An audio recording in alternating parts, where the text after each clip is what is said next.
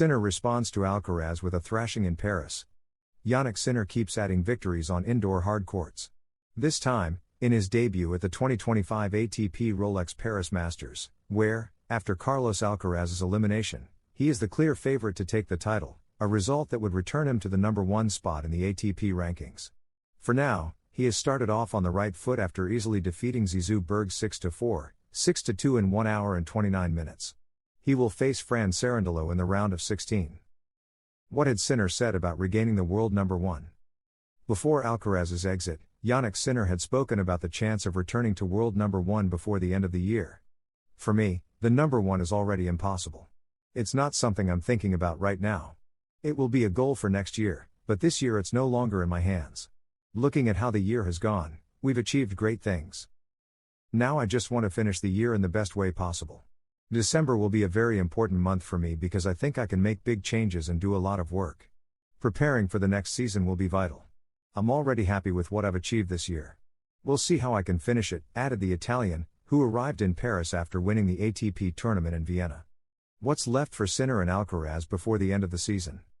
Once the Paris Masters 1000 concludes, there will be tournaments in Athens and Metz, but neither Sinner nor Alcaraz will participate. Their next challenge will be the ATP Finals, which will take place in Turin from November 9 to 16. This is the tournament where the 8 best players of the year compete. A week later will be the Davis Cup Finals in Bologna, but Jannik will not take part, a decision that stirred some controversy, while Carlitos will be there, aiming to win the trophy with Spain. Shocking moment between Carlos Alcaraz and Ferrero during his match against Norrie. During his debut at the new Paris Masters, Carlos Alcaraz experienced a tense moment with his coach, Juan Carlos Ferrero. After losing the second set to Cameron Norrie, the Spanish player could not contain his frustration. The scene caught everyone's attention. Alcaraz complained about the court conditions and showed unusual discomfort. Thus began one of the most talked about moments of the tournament. The new Paris Masters left behind the iconic Bercy neighborhood to move into La Défense Arena, a modern venue with a capacity of over 23,000 fans. However, the change did not please Carlos Alcaraz. From the first rallies, the Spaniard noticed something different about the surface. The court was much slower than usual, which affected the rhythm of his game and the precision of his shots. His discomfort grew with every point. When the second set slipped away to Norrie, his frustration exploded. Alcaraz walked toward his bench and began expressing his displeasure directly to Ferrero. The cameras caught his words, which quickly went viral. "This is slower than Monte Carlo. It's slower than clay," he said angrily. It wasn't just a complaint, it was the confession of a player unable to adapt to a surface that seemed to hold him back in every sense. Ferrero, for his part, remained calm. As a coach and former player, he understood that frustration is part of the sport. His reaction was to listen attentively without responding harshly, knowing that in those moments, his pupil mostly needed to vent. But the tension was palpable, and the audience sensed it. Alcaraz, visibly upset, kept saying he couldn't feel the ball, that he couldn't control his shots. His mind was trapped in a loop of despair. The world number 1 seemed disconnected from his best tennis. The court, the new environment, the pressure of the debut, everything combined to create an adverse scenario. "I don't feel the ball at all. 0. I can't play here. Impossible," he insisted. That phrase summed up his sense of helplessness. In a sport where precision is everything, losing the feeling of the shot is like losing the soul of the game. Ferrero's face showed understanding, but also concern. The spectators at La Défense Arena watched in amazement. It was unusual to see Carlos Alcaraz so upset. Normally, the Spaniard stands out for his positive energy and ability to bounce back from adversity. But this time, something had broken inside him.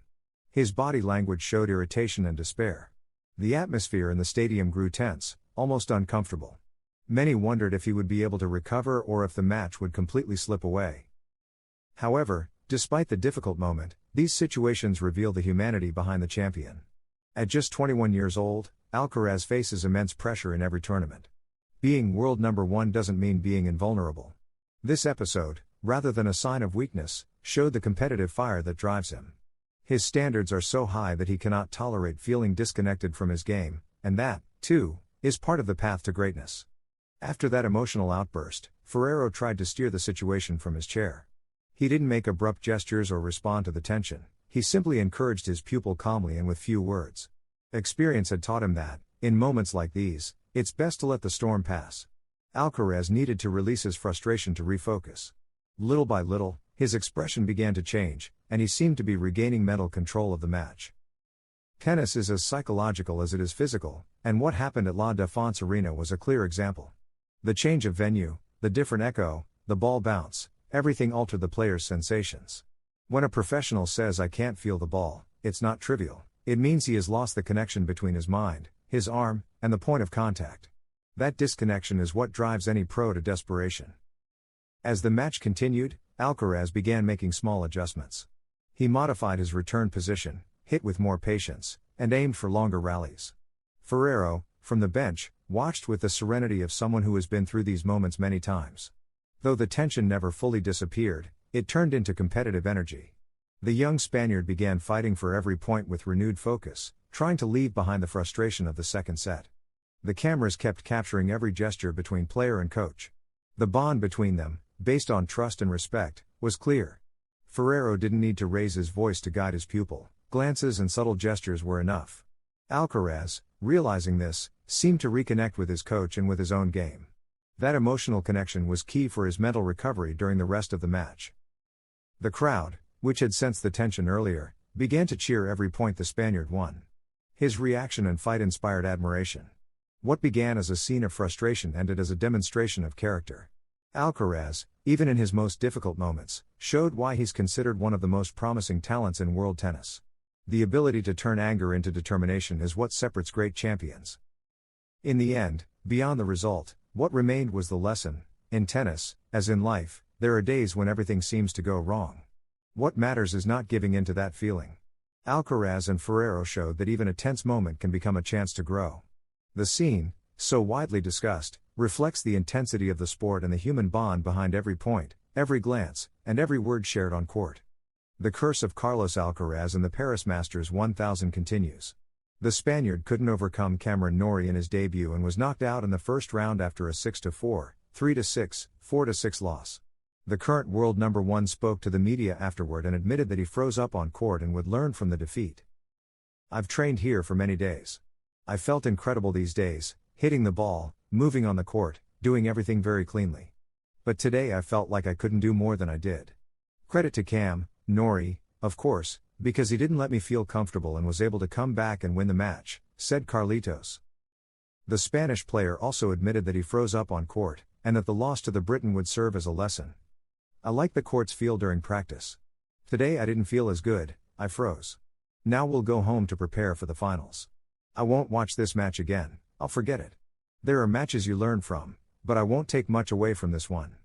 Finally, Ferrero's pupil made it clear that he came to this 2025 edition of the Paris Masters 1000 with confidence and enough energy to try for a strong performance, but he doesn't really know what happened in his debut. "I came here full of energy and motivation. I wanted to do well, I felt confident. Other years I felt tired coming here, but this time it was different. I didn't go to Shanghai and spent many days at home. I had energy. I don't know what happened. This is a tournament where I struggle to play my best tennis, but I'll find a way to do it." Carlos Alcaraz is in trouble. His loss at the Paris Masters 1000 is serious. It could cost him his world number one ranking, which Jannik Sinner could take away in just a week. If Jannik wins the title in Paris, at the new La Défense Arena, he would return to the top of world tennis. The Spaniard, having fallen in the first round against Cameron Norrie, has lost 90 points, and they could prove fatal. Carlos could lose the number one ranking before the last tournament of the season that awards points, the ATP Finals. Before that, he will play in the Davis Cup, a competition Sinner will skip.